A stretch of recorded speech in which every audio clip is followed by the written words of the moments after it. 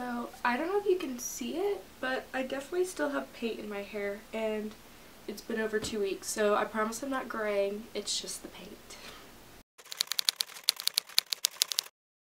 Hello, and welcome to the video. Today I'm going to be talking about 10 tips that will help you with college. So let's get started. 1. Talk to the kids in your class. You know, you don't have to be super good friends, but if you have at least like a few people you can, a few people that you know or have their number for, you can at least, you know, ask them about homework problems, or you know, make sure the dates of the test are right, like maybe he changed it if you accidentally miss a day, maybe because you're sick or something. Try not to miss a class either. Then maybe they can, you know, tell you what you missed. So it's good to know people in your class, and then also it makes the class less awful. 2. Go to as many events as possible. I know the first week of classes, for me at least, they had tons of things to do because they're trying to get like the freshmen to do things, and so I tried to go to as many of those events as possible. And then also during homecoming week they also had a kind of like the same type of events, but it was a few months later. So, and then if you just, you know, hear about random things like I know one night we weren't planning on doing anything, we were just staying in, and we heard that they actually had like a little ice skating rink. So we, you know, got all bundled up because it's a little chilly, and we went to our arena, and yep, there was an ice skating rink, so we went ice skating, and it was free for students that night. So, you know, just, you know, pay attention to little things that your campus is doing. 3. Do not overcommit. Yes, you want to get involved in the clubs and, you know, different activities, but try not, I would say keep it down to 1 or 2. Anything more than that, and it's kind of, I don't know, it gets a little difficult. I know at the beginning of the year I wanted to be a part of all these different clubs, and I ended up not really doing any of them. So I took on too many. I was like, I can't do it, so then I just didn't do any of them. And I wish I hadn't done that, and I wish I, you know, had stuck with one club, but I didn't. So try and narrow it down to 1 or 2, and that way you'll actually stick with it during the whole year, or maybe your whole time at college. 4. Use your gym. I know all the colleges that I toured had gyms, and if yours doesn't, I'm very sorry, but most do, and it's free for students to use. This is going to be the easiest time in your life to go to the gym, so you don't really have any excuse because it's free.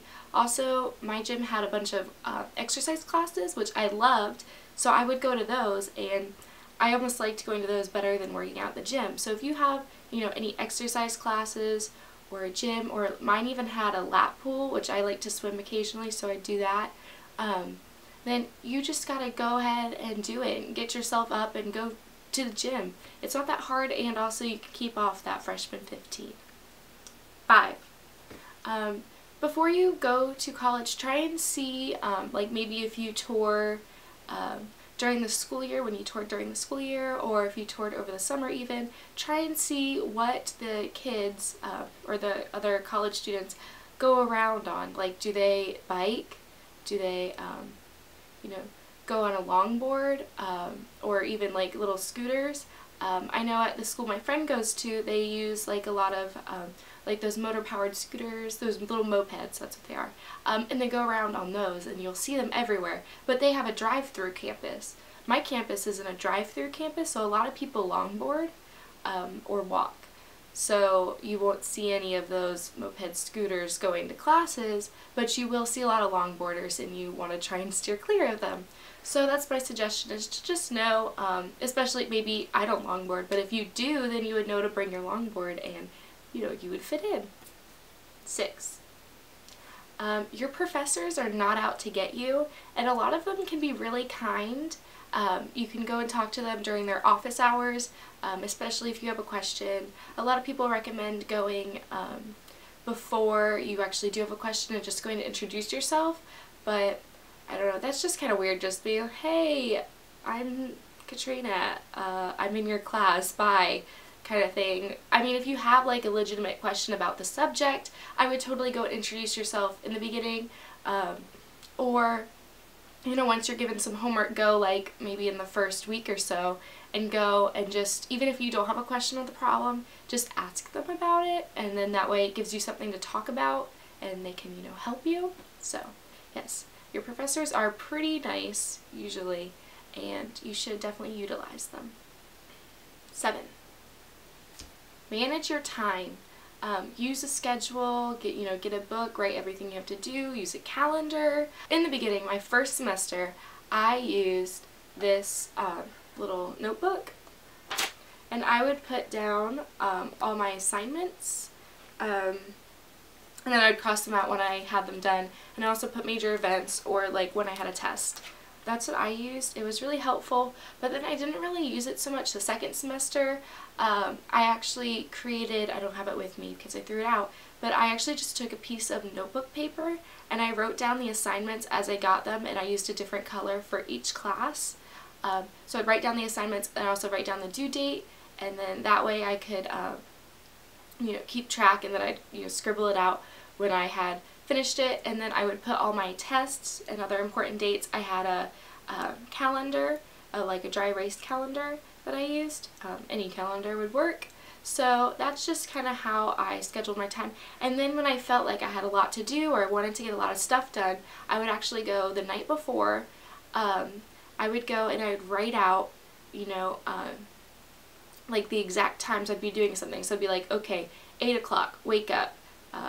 Then, you know, like 8:15 to 8:45, get ready. 8:45 to 9 o'clock, go to class.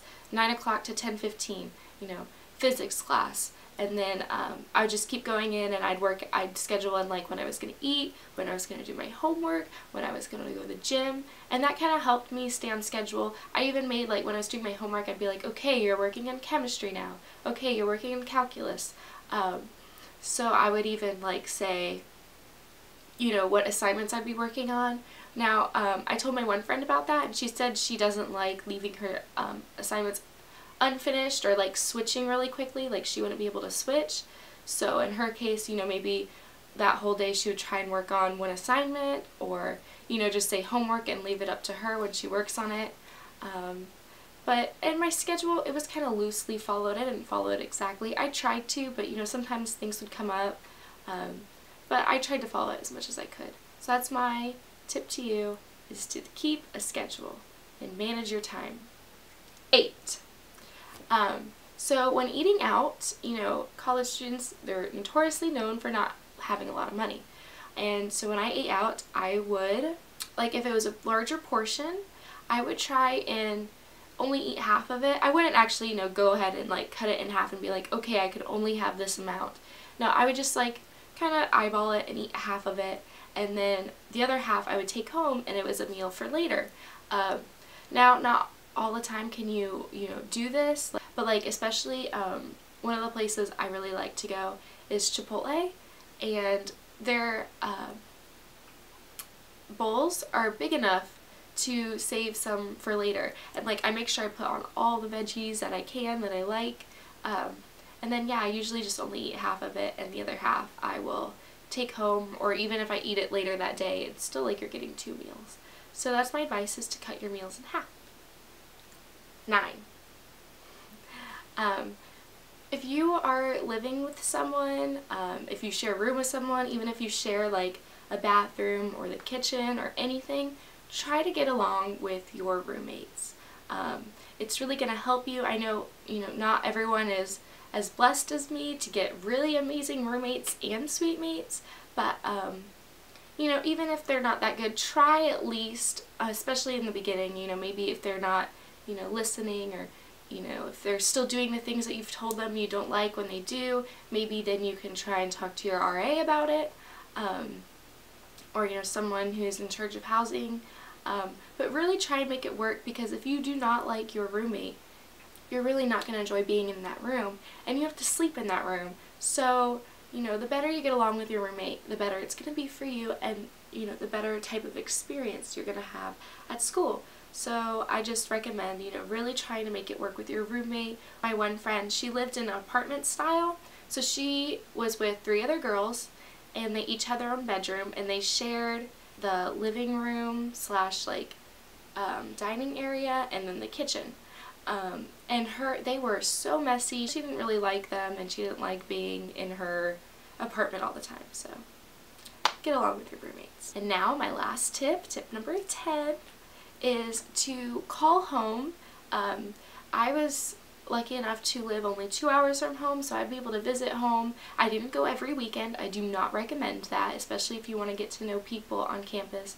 Don't go home every weekend, but I would go home. In the beginning I was going home like every other week, and then maybe every 3 weeks, or you know, once a month. It really just depended on like what was planned at home. Like my family usually always gets together for birthdays, so I know once I was home like 3 weekends in a row, but one of the weekends that my parents weren't even home, I just went for an event and I didn't stay the whole time. So yeah, I would just recommend calling home, especially if you can't visit. Don't make it so you can't make friends because you're calling, you know, your old friends or your family. You know, just maybe give your parents a call. Maybe not once a day, but at least once a week. I know some days I'd call my mom like 3 or 4 times and I felt bad, but then like I could go, you know, the rest of the week without calling her. Especially like the times I got sick, I definitely called her way more than the times that I was healthy. But like if something interesting happened, I'd call her, or especially if I was freaking out about my major or this class I was taking, and for some reason every time I, you know, freaked out and like questioned everything, my advisor was on vacation. So, you know, I'd call my mom and like tell her about it and, you know, try not to cry on the phone. But it really helped, and you know, she made me see that it actually, what I was crying about, or what I was not crying about, what I was freaked out about wasn't really all that bad. You know, it's not gonna fall apart. So I recommend calling, and then it's also just nice to hear, you know, your, you know, familiar voices. And it, you know, if you're feeling homesick at all, I didn't go through any homesickness, but if you are, you know, calling really helps. And yeah, so those are my 10 tips, and I hope you find them useful. Bye!